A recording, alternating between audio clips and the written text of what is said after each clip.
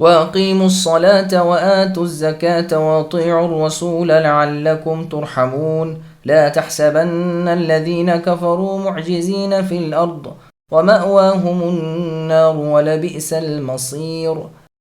اور نماز کی پابندی کرو، زکوٰۃ ادا کرتے رہو، اور اللہ تعالیٰ کے رسول صلی اللہ علیہ وسلم کی فرما برداری میں لگے رہو تاکہ تم پر رحم کیا جائے۔ یہ خیال تو کبھی بھی نہ کرنا کہ منکر لوگ زمین میں ادھر ادھر بھاگ کر ہمیں ہرا دینے والے ہیں۔ ان کا اصلی ٹھکانہ تو جہنم ہے، جو یقیناً بہت ہی برا ٹھکانہ ہے۔ سامعین، اب ان آیتوں کی تفسیر سماعت کیجیے۔ اعمال خیر کی ترغیب۔ اللہ تعالیٰ اپنے با ایمان بندوں کو صرف اپنی عبادت کا حکم دیتے ہیں کہ اللہ ہی کے لیے نمازیں پڑھتے رہیں اور ساتھ ہی اللہ کے بندوں کے ساتھ احسان و سلوک کرتے رہیں، ضعیفوں، مسکینوں، فقیروں، محتاجوں کی خبر گیری کرتے رہیں، مال میں سے حق ربانی یعنی اللہ تعالیٰ کا حق زکوٰۃ نکالتے رہیں، اور ہر امر میں اللہ تعالیٰ کے رسول صلی اللہ علیہ وسلم کی اطاعت کرتے رہیں۔ جس بات کا وہ حکم فرمائیں بجا لائیں، جس امر سے وہ روکے رک جائیں۔ یقین مانو کہ اللہ تعالیٰ کی رحمت کے حاصل کرنے کا یہی طریقہ ہے۔ چنانچہ اللہ تعالیٰ نے سورہ توبہ کی آیت نمبر 71 میں فرمایا، اولئک سیرحمہم اللہ، یعنی یہی لوگ ہیں جن پر ضرور اللہ تعالیٰ کی رحمت نازل ہوتی ہے۔ اے نبی صلی اللہ علیہ وسلم، یہ گمان نہ کرنا کہ آپ کو جھٹلانے والے اور آپ کی نہ ماننے والے ہم پر غالب آ جائیں گے یا ادھر ادھر بھاگ کر ہمارے بے پناہ عذابوں سے بچ جائیں گے۔ ہم تو ان کا اصلی ٹھکانہ جہنم میں مقرر کر چکے ہیں، جو نہایت بری جگہ ہے، قرارگاہ کے اعتبار سے بھی اور بازگشت کے اعتبار سے بھی۔ يا أيها الذين آمنوا ليستأذنكم الذين ملكت أيمانكم والذين لم يبلغوا الحلم منكم 3 مرات من قبل صلاة الفجر وحين تضعون ثيابكم من الظهيرة ومن بعد صلاة العشاء 3 عورات لكم ليس عليكم ولا عليهم جناح بعدهن طوافون عليكم بعضكم على بعض كذلك يبين الله لكم الآيات والله عليم حكيم وإذا بلغ الأطفال منكم الحلم فليستأذنوا كما استأذن الذين من قبلهم كذلك يبين الله لكم آياته والله عليم حكيم والقواعد من النساء اللاتي لا يرجون نكاحا فليس عليهن جناح أن يضعن ثيابهن غير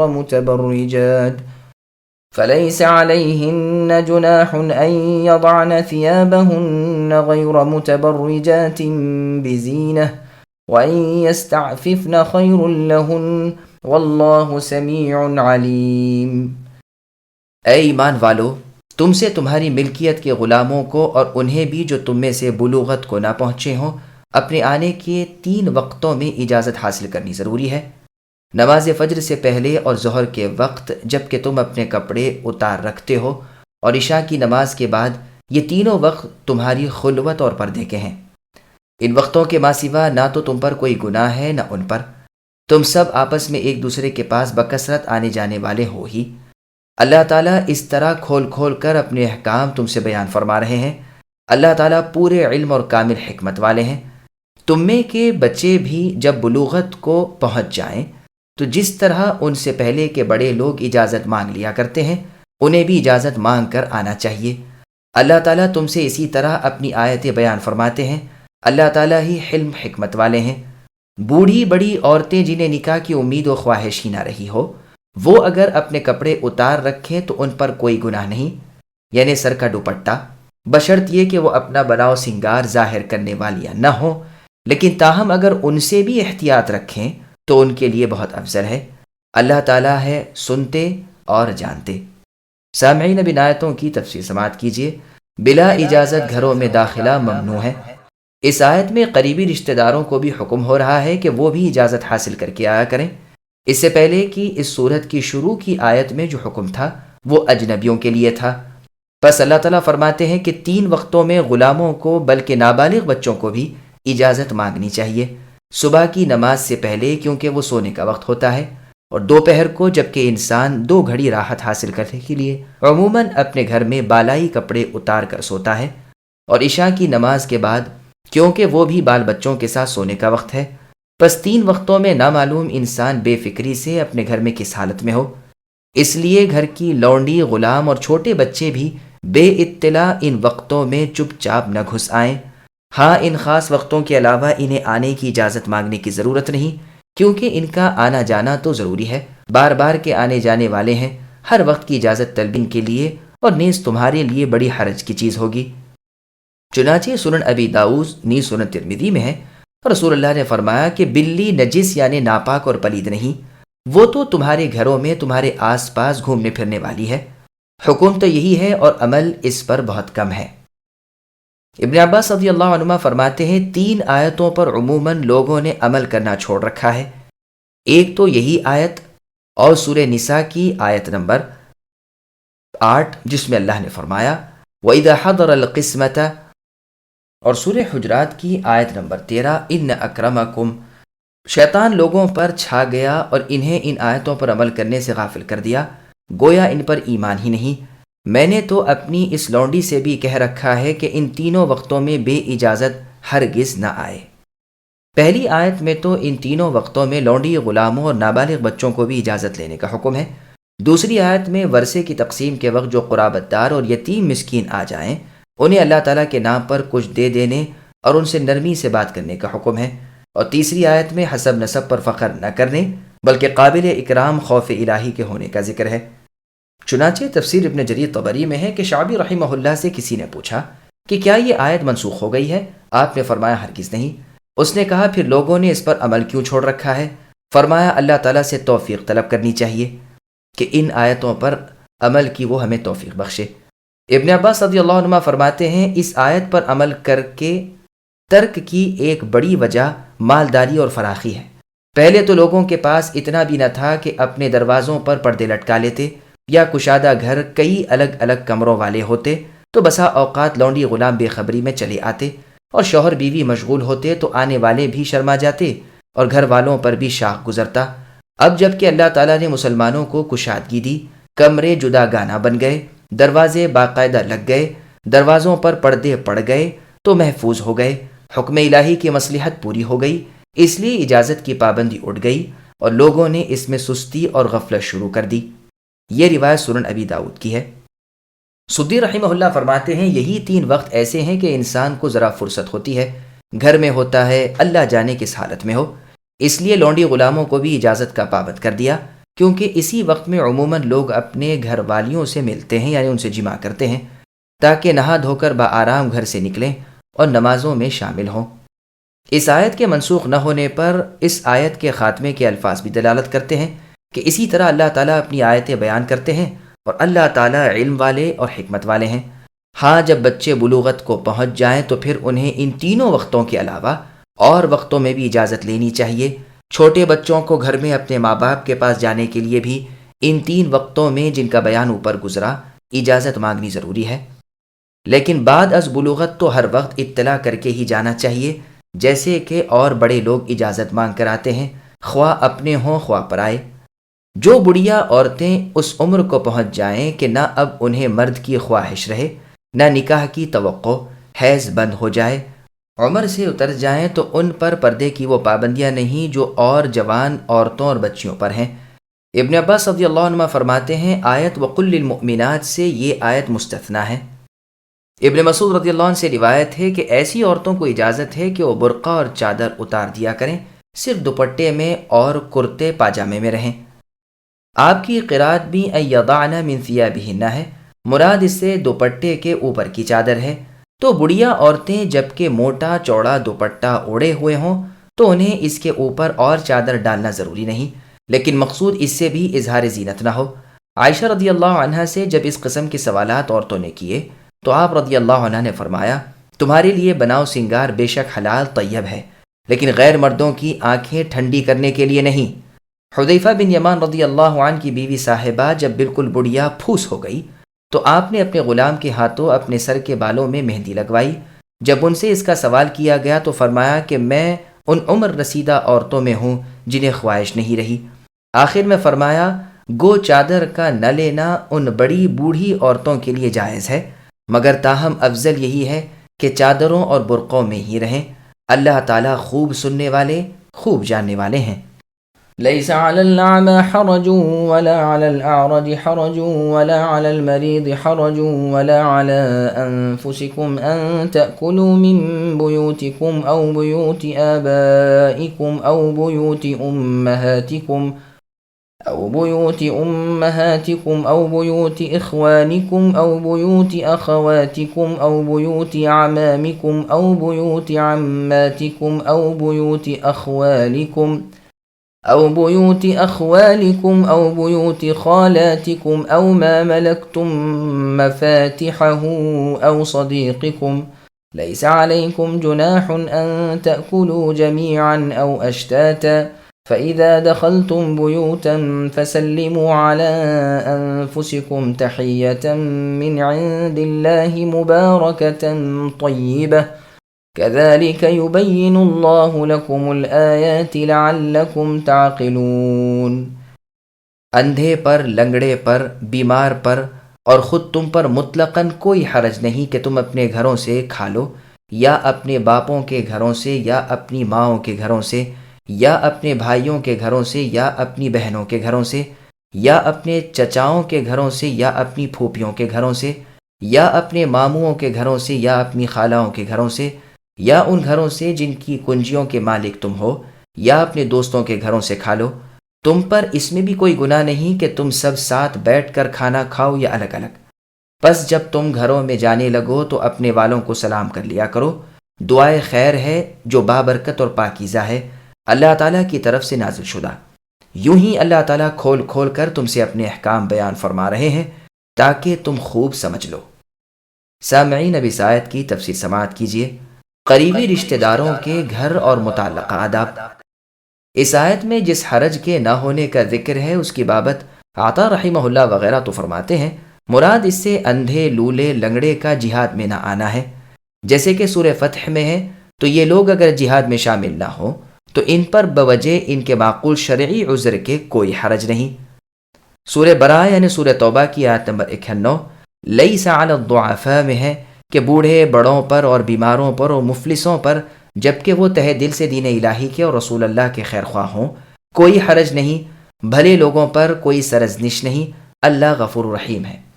ان پر بھی اسی طرح کوئی حرج نہیں جو سواری نہیں پاتے، اور آپ کے پاس اے نبی آتے ہیں تو آپ کے پاس سے بھی انہیں سواری نہیں مل سکتی بوجہ تنگی کے۔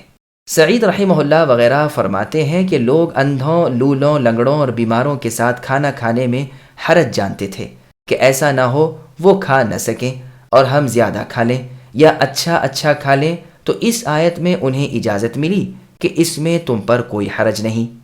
یہ روایت تفسیر ابن جریر طبری کی ہے۔ بعض لوگ گھن کر کے بھی ان کے ساتھ کھانے کو نہیں بیٹھتے تھے۔ یہ جاہلانہ عادتیں شریعت نے اٹھا دیں۔ مجاہد رحمہ اللہ سے مروی ہے کہ لوگ ایسے لوگوں کو اپنے باپ، بھائی، بہن وغیرہ قریبی رشتہ داروں کے ہاں پہنچا آتے تھے کہ وہ وہاں کھا لیں۔ یہ لوگ اس سے عار کرتے کہ ہمیں اوروں کے گھر لے جاتے ہیں۔ اس پر یہ آیت اتری۔ سدی رحمہ اللہ کا قول ہے کہ انسان جب اپنے بھائی بہن وغیرہ کے گھر جاتا، وہ نہ ہوتے اور عورتیں کوئی کھانا انہیں پیش کرتی تو یہ اسے نہیں کھاتے تھے کہ مرد تو ہیں ہی نہیں، نہ ان کی اجازت ہے، تو اللہ تعالیٰ نے اس کے کھا لینے کی رخصت عطا فرمائی۔ یہ جو فرمایا کہ خود تم پر بھی حرج نہیں، یہ تو ظاہر ہی تھا، بیان اس کا اس لیے کیا گیا کہ اور چیز کا اس پر عطف ہو اور اس کے بعد کا بیان اس حکم میں برابر ہو۔ بیٹوں کے گھروں کا بھی یہی حکم ہے، گو لفظوں میں بیان نہیں آیا لیکن ضمناً ہے، بلکہ اسی آیت سے استدلال کر کے بعضوں نے کہا ہے کہ بیٹے کا مال باپ کے مال کے ہے۔ مسند اور سنن میں کئی سندوں سے حدیث ہے، رسول اللہ نے فرمایا، آپ نے ایک صحابی کو مخاطب کر کے فرمایا، تو اور تیرا مال تیرے باپ کا ہے۔ یہ روایت سنن نبی داؤد کی ہے، اور جن لوگوں کے نام آئے ہیں ان سے استدلال کر کے بعض نے کہا ہے کہ قرابت داروں کا نان و نفقہ بعض کا بعض پر واجب ہے۔ امام احمد رحمہ اللہ کا مذہب کا مشہور مقولہ ہے، جس کی کنجیاں تمہاری ملکیت میں ہیں، اس سے مراد غلام اور داروغے ہیں کہ وہ اپنے آقا کے مال سے حسب ضرورت و دستور کھا پی سکتے ہیں۔ عائشہ رضی اللہ عنہا کا بیان ہے کہ جب رسول اللہ صلی اللہ علیہ وسلم جنگ میں جاتے تو ہر ایک کی چاہت یہی ہوتی ہے کہ ہم بھی آپ کے ساتھ جائیں۔ جاتے ہوئے اپنے خاص دوستوں کو اپنی کنجیاں دے جاتے اور ان سے کہہ دیتے کہ جس چیز کے کھانے کی تمہیں ضرورت ہو ہم تمہیں رخصت دیتے ہیں، لیکن تاہم یہ لوگ اپنے تئیں امین سمجھ کر اور اس خیال سے کہ مبادہ ان لوگوں نے بعد ناخواستہ اجازت دی ہو کسی کھانے پینے کی چیز کو چھوتے، اس پر یہ حکم نازل ہوا۔ پھر آگے اللہ نے فرمایا کہ تمہارے دوستوں کے گھروں سے بھی کھا لینے میں تم پر کوئی پکڑ نہیں، جبکہ تمہیں علم ہو کہ وہ اس کا برا نہ مانیں گے اور ان پر یہ شاق نہ گزرے گا۔ قتادہ رحمہ اللہ فرماتے ہیں کہ تم جب اپنے دوست کے ہاں جاؤ تو اس کی بلا اجازت اس کے کھانے کو کھا لینے کی تمہیں رخصت ہے۔ پھر فرمایا تم پر ساتھ بیٹھ کر کھانا کھانے میں اور جدا جدا ہو کر کھانے میں بھی کوئی گناہ نہیں۔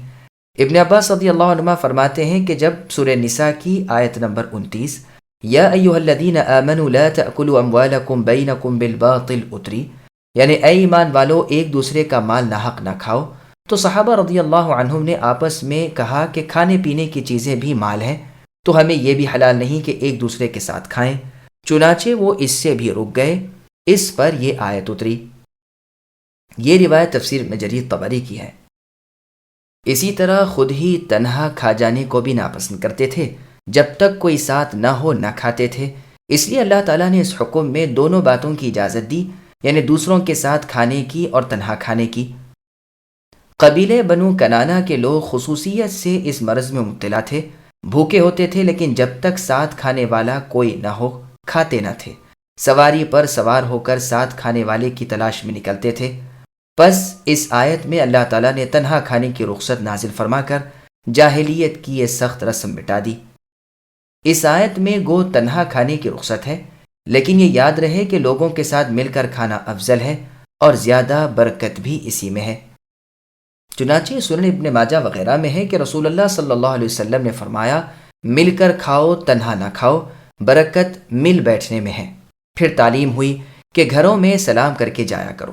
جابر بن عبداللہ رضی اللہ عنہ کا فرمان ہے کہ جب تم گھروں میں جاؤ تو اللہ تعالیٰ کا سکھایا ہوا بابرکت بھرا سلام کہا کرو، میں نے تو آزمایا ہے کہ یہ سراسر برکت ہے۔ ابن طاؤس رحمہ اللہ فرماتے ہیں تم میں سے جو گھر میں داخل ہو تو گھر والوں کو سلام کہے۔ عطا رحمہ اللہ سے پوچھا گیا کہ کیا یہ واجب ہے؟ فرمایا مجھے تو یاد نہیں کہ اس کے وجوب کا قائل کوئی ہو، لیکن ہاں مجھے تو یہ بات بہت ہی پسند ہے کہ جب بھی گھر میں جاؤ سلام کر کے جاؤ، میں تو اسے کبھی نہیں چھوڑتا۔ ہاں یہ اور بات ہے کہ بھول جاؤں۔ مجاہد رحمہ اللہ فرماتے ہیں جب مسجد میں جاؤ تو کہو السلام علی رسول اللہ، اور جب اپنے گھر میں جاؤ تو اپنے بال بچوں کو سلام کرو، اور جب کسی ایسے گھر میں جاؤ جہاں کوئی نہ ہو تو اس طرح کہو السلام علینا وعلی عباد اللہ الصالحین، یعنی ہم پر اور اللہ کے تمام نیک بندوں پر اللہ کی سلامتی ہو۔ یہ بھی مروی ہے کہ یوں کہو بسم اللہ والحمد للہ السلام علینا من ربنا السلام علینا وعلی عباد اللہ الصالحین، یعنی اللہ کے نام کے ساتھ اور تمام تعریفیں اللہ ہی کے لیے ہے، ہم پر اللہ تعالیٰ کی سلامتی ہو ہمارے رب کی جانب سے، اور سلامتی ہو ہم پر اللہ تعالیٰ کی اور اللہ کے تمام نیک بندوں پر۔ قتادہ رحمہ اللہ کہتے ہیں کہ اپنے گھر والوں کے پاس سلام کر کے جاؤ اور غیر آباد گھروں میں جاتے ہوئے یوں سلام کرو السلام علینا وعلی عباد اللہ الصالحین، یعنی ہم پر اللہ تعالیٰ کی سلامتی ہو اور اللہ کے تمام نیک بندوں پر اللہ کی سلامتی ہو۔ یہی حکم دیا جاتا رہا ہے، ایسے وقتوں میں تمہارے سلام کا جواب اللہ تعالیٰ کے فرشتے دیتے ہیں۔ پھر آگے اللہ فرماتے ہیں یہ دعا خیر ہے جو اللہ تعالیٰ کی طرف سے تمہیں تعلیم کی گئی ہے، برکت والی اور عمدہ ہے۔ ابن عباس رضی اللہ عنہما فرماتے ہیں میں نے تو التحیات قرآن سے ہی سیکھی ہے۔ نماز کی التحیات یوں ہے التحیات المبارکات الصلوات الطیبات للہ اشہد ان لا الہ الا اللہ واشہد ان محمدا عبدہ ورسولہ السلام علیک ایھا النبی ورحمۃ اللہ وبرکاتہ السلام علینا وعلی عباد اللہ الصالحین۔ اسے پڑھ کر نمازی کو اپنے لیے دعا کرنی چاہیے، پھر سلام پھیر دے۔ انہی عبداللہ ابن عباس رضی اللہ عنہما سے مرفوعاً صحیح مسلم میں اس کے سوا بھی مروی ہے۔ واللہ اعلم۔ اس صورت کے احکام کا ذکر کر کے اللہ تعالیٰ نے فرمایا کہ اللہ تعالیٰ اپنے بندوں کے سامنے اپنے واضح احکام مفید فرمان کھول کھول کر اسی طرح بیان فرمایا کرتے ہیں تاکہ بندے اللہ تعالیٰ کے احکام پر غور و فکر کریں، سوچیں سمجھیں اور عقل مندی حاصل کریں۔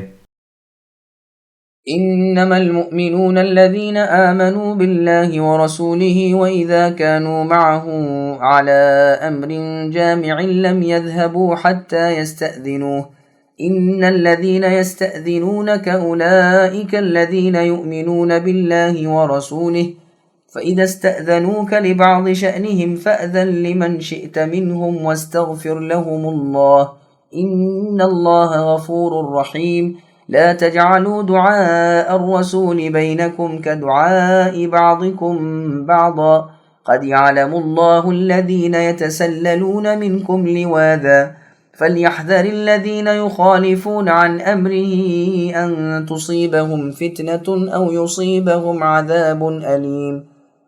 با ایمان لوگ تو وہی ہیں جو اللہ تعالیٰ پر اور اللہ کے رسول پر یقین رکھتے ہیں، اور جب ایسے معاملے میں جس میں لوگوں کے جمع ہونے کی ضرورت ہوتی ہے نبی کے ساتھ ہوتے ہیں، تو جب تک آپ سے اجازت نہ لیں کہیں نہیں جاتے۔ جو لوگ ایسے موقع پر اے نبی آپ سے اجازت لے لیتے ہیں، حقیقت میں یہی ہیں جو اللہ تعالیٰ پر اور اللہ کے رسول پر ایمان لا چکے ہیں۔ پس جب ایسے لوگ آپ سے اپنے کسی کام کے لیے اجازت طلب کریں تو آپ ان میں سے جسے چاہیں اجازت دے دیا کریں، اور ان کے لیے اللہ تعالیٰ سے بخشش کی دعا مانگا کریں۔ بے شک اللہ تعالیٰ بخشنے والے مہربان ہیں۔ تم اللہ تعالیٰ کے نبی کے بلانے کو ایسا معمولی بلاوا نہ کر لو جیسے آپس میں ایک کا ایک ہوتا ہے۔ تم میں سے انہیں اللہ تعالیٰ خوب جانتے ہیں جو نظر بچا کر چپکے سے سرک جاتے ہیں۔ سنو، جو لوگ حکم رسول کی مخالفت کرتے ہیں انہیں ڈرتے رہنا چاہیے کہ کہیں ان پر کوئی زبردست آفت نہ آ پڑے یا کوئی دکھ کی مار نہ پڑے۔ سامعین، اب ان آیتوں کی تفسیر سماعت کیجیے۔ آداب مجلس۔ اللہ تعالیٰ اپنے مؤمن بندوں کو ایک ادب اور بھی سکھاتے ہیں کہ جیسے آتے ہوئے اجازت مانگ کر آتے ہو، ایسے ہی جانے کے وقت بھی میرے نبی محمد صلی اللہ علیہ وسلم سے اجازت مانگ کر جاؤ، خصوصاً ایسے وقت جب کہ مجمع ہو اور کسی ضروری امر پر مجلس ہوئی ہو، مثلا نماز جمعہ ہے یا نماز عید ہے یا جماعت ہے یا کوئی مجلس شورا ہے وغیرہ وغیرہ۔ تو ایسے موقع پر جب تک رسول اللہ سے اجازت نہ لے لو ہرگز ادھر ادھر نہ جاؤ۔ مؤمن کامل کی ایک نشانی یہ بھی ہے۔ پھر اپنے نبی محمد صلی اللہ علیہ وسلم سے فرمایا، جب یہ اپنے کسی ضروری کام کے لیے آپ سے اجازت چاہیں تو آپ ان میں سے جسے چاہیں اجازت دے دیا کریں اور ان کے لیے طلب بخشش کی دعائیں بھی کرتے رہیں۔ سنن نبی داؤد وغیرہ میں ہے، رسول اللہ نے فرمایا، جب تم میں سے کوئی کسی مجلس میں جائے تو اہل مجلس کو سلام کر لیا کرے، اور جب وہاں سے آنا چاہے تو بھی سلام کر لیا کرے۔ آخری دفعہ کا سلام پہلی مرتبہ کے سلام سے کچھ کم نہیں ہے۔ یہ حدیث ترمذی میں بھی ہے اور امام صاحب رحمہ اللہ نے اسے حسن فرمایا ہے۔ احترام مصطفیٰ صلی اللہ علیہ وسلم۔ لوگ رسول اللہ صلی اللہ علیہ وسلم کو جب بلاتے تو آپ کے نام یا کنیت سے معمولی طور پر جیسے آپس میں ایک دوسرے کو پکارا کرتے تھے، تو اللہ تعالیٰ نے اس گستاخی سے منع فرمایا کہ نام نہ لو، بلکہ یا نبی اللہ یا رسول اللہ صلی اللہ علیہ وسلم کہہ کر پکارو، تاکہ رسول اللہ کی بزرگی اور عزت و ادب کا پاس رہے۔ اسی کے مثل سورہ بقرہ کی آیت نمبر 104 لا تقولوا راعنا ہے، اور سورہ حجرات کی آیت لا ترفعوا اصواتکم بھی اسی جیسی ہے، یعنی ایمان والو اپنی آوازیں نبی کی آواز پر بلند نہ کرو، آپ کے سامنے اونچی اونچی آوازوں سے نہ بولو جیسے کہ بے تکلفی سے آپس میں ایک دوسرے کے سامنے چلاتے ہو۔ اگر ایسا کیا تو سب اعمال غارت ہو جائیں گے اور پتہ بھی نہ چلے گا۔ یہاں تک فرمایا، جو لوگ اے نبی آپ کو آپ کے حجرے کے پیچھے سے پکارتے ہیں ان میں سے اکثر بے عقل ہیں، اگر وہ صبر کرتے یہاں تک کہ آپ ان کے پاس آ جاتے تو یہ ان کے لیے بہتر تھا۔ بس یہ سب آداب سکھائے گئے کہ رسول اللہ سے خطاب کس طرح کریں، رسول اللہ سے بات چیت کس طرح کریں، رسول اللہ کے سامنے کس طرح بولیں چالیں، بلکہ پہلے تو رسول اللہ سے سرگوشیاں کرنے کے لیے صدقہ کرنے کا بھی حکم تھا۔ ایک مطلب تو اس آیت کا یہ ہوا۔ دوسرا مطلب یہ ہے کہ رسول اللہ صلی اللہ علیہ وسلم کی دعا کو تم آپس کی اپنی دعاؤں کی طرح نہ سمجھو۔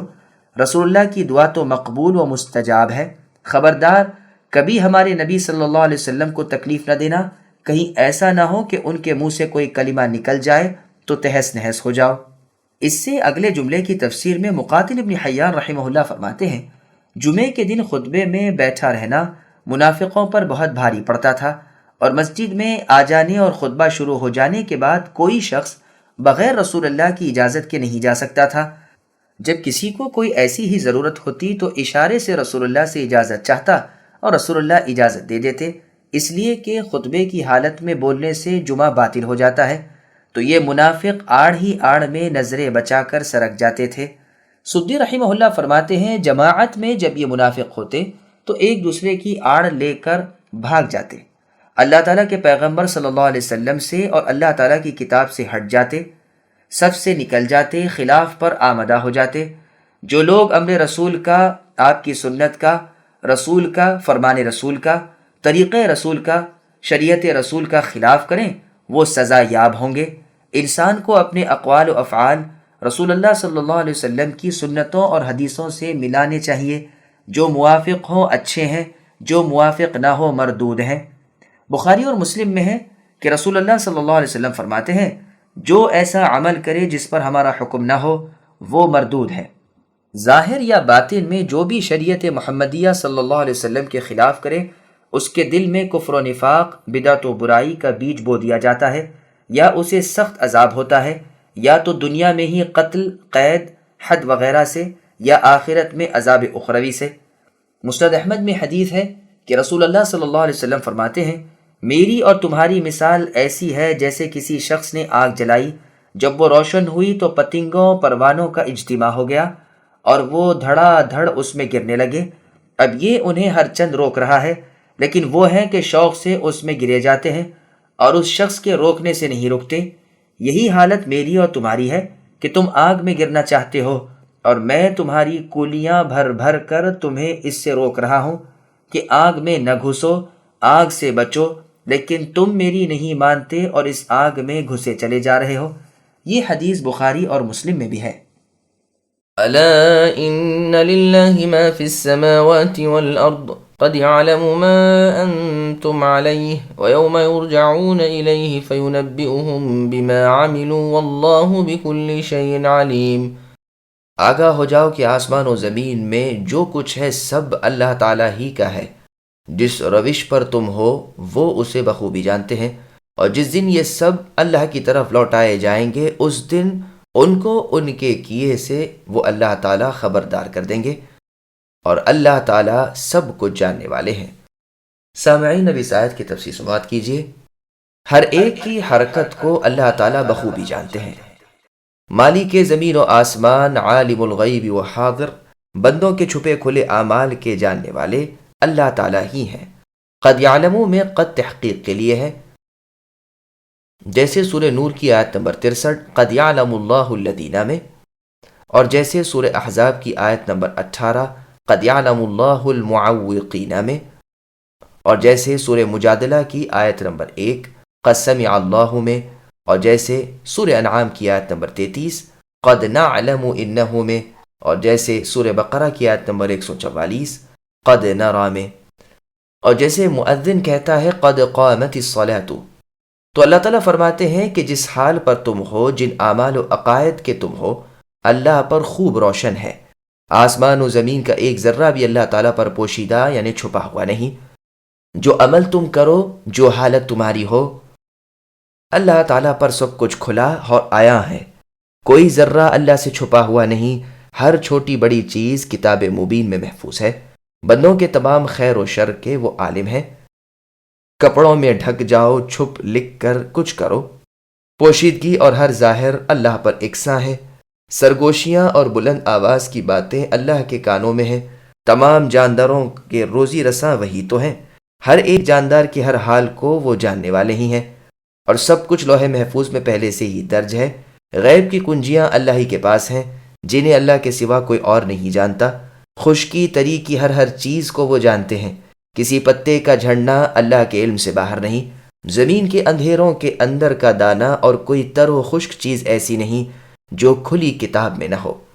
اور بھی اس مضمون کی بہت سی آیتیں اور حدیثیں ہیں۔ جب مخلوق اللہ تعالیٰ کی طرف لوٹائی جائے گی اس وقت ان کے سامنے ان کی چھوٹی سے چھوٹی نیکی اور بدی پیش کر دی جائے گی۔ انسان اپنے تمام اگلے پچھلے اعمال دیکھ لے گا، عمل نامے کو ڈرتا ہوا دیکھے گا، اور اپنی پوری سوانح عمری اس میں پا کر حیرت زدہ ہو کر کہے گا کہ یہ ایک ایسی کتاب ہے جس نے بڑی تو بڑی کوئی چھوٹی سے چھوٹی چیز بھی نہیں چھوڑی جو جس نے کیا تھا وہ وہاں موجود پائے گا، آپ کے رب کی ذات اے نبی ظلم سے پاک ہے۔ آخر میں فرمایا اللہ تعالیٰ بڑے ہی حکمت والے ہیں، ہر چیز اللہ کے علم میں ہے۔